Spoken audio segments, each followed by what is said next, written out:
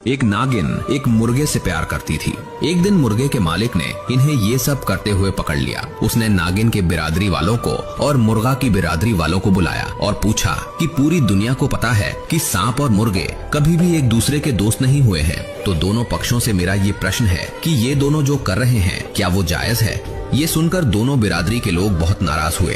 इसके बाद नागिन की बिरादरी से एक नाग आगे आया और मुर्गों की तरफ से एक बैक बेंचर मुर्गा आगे आया और दोनों एक साथ गुस्से से मालिक को बोले, तो से क्या मतलब रे साला चोर। तांत्रिक ने 4 मगर मच्छर को एक तालाब में फेंक दिया और बोला, जो इस तालाब को तैर कर पार करेगा उसे 1 लाख मिलेगा और अगर मर गया तो उसके परिवार को 5 लाख।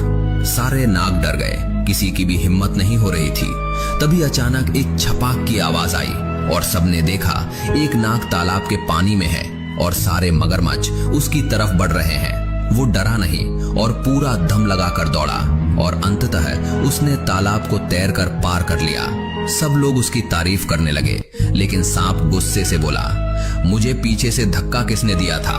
तभी उसकी पत्नी बोली, मैंने दिया था, क्योंकि हर कामयाब नाग के पीछे एक नागिन होती है। नागिन के काटने से जब मेरा पड़ोसी अंधा हो गया तो मैंने उसकी बीबी की मदद किया ताकि उसके बच्चे भी अंधे ना हो जाए। उस दिन मुझे पता चला कि भगवान हर जगह नहीं जा सकते हैं, इसलिए उन्होंने मुझे बनाया है। चलते चलते किसी पराई स्त्री से टकरा गया। उसने कहा कि देखकर नहीं चल सकते। मैंने बोल दिया कि मैं पराई स्त्री को नहीं देखता हूँ। कल दोस्त के घर गया था तो उसकी बीबी बोली कि घर आए हो तो कुछ तो लेना ही पड़ेगा। जब आगे बढ़ा तो दोस्त ने घर से ही निकाल दिया। ये देखकर मुझे बुरा लग गया कि दोस्त को अपनी बीबी पे ही भरोसा नहीं है।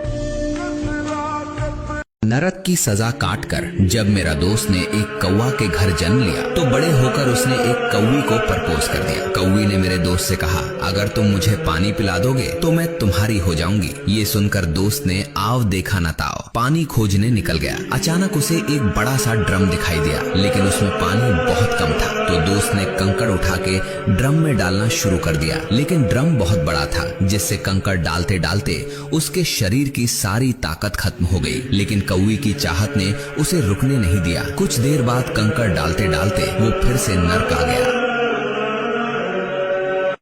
एक तांत्रिक ने मरे हुए कौवे पर एक साबुत नींबू रखा। उसने एक खास मंत्र पढ़ते हुए कौवे के चारों तरफ 4 बाल को रख दिया।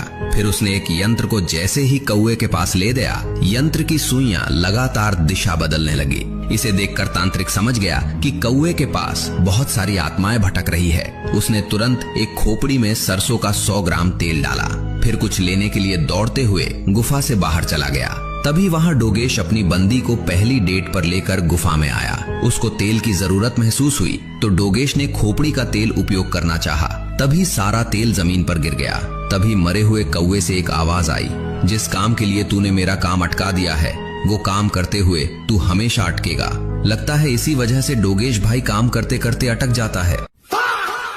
एक सुअर ने जबरदस्ती एक नागिन से शादी कर लिया।